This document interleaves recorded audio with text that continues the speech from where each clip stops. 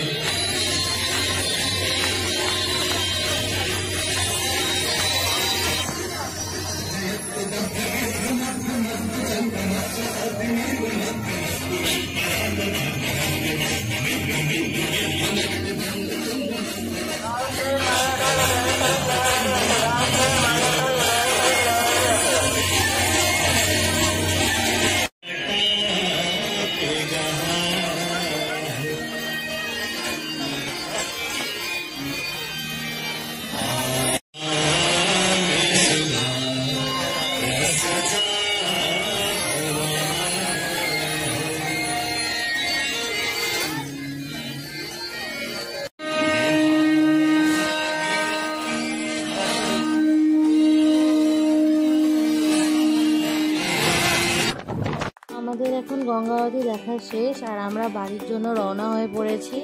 এখন প্রায় ওই 7:30-8টা মতন বাজে। তোমাদেরকে আর একটা কথা জানিয়ে রাখি, আমরা এখানে যে বাইক বা স্কুটি পার্কিং করা হয় তার জন্য কোনো পার্কিং চার্জ কিছুই লাগে না। আর সেকেন্ড হচ্ছে, এখানে গঙ্গাবতী দেখতে গেলে কোনো টিকিট কাটতে হয় না। আর যারা 4 হুইলার নিয়ে আসবে তারা কোথায় রাখবে তারা একটু প্লিজ আশেপাশে পুলিশ দাদাদের কাছ থেকে জেনে নিও। তো আমার যদি ভিডিওটা তোমাদের ভালো লেগে থাকে তাহলে লাইক, শেয়ার, কমেন্ট করে দিও। আবারও দেখা হবে, ততক্ষণের জন্য টাটা, বাই বাই।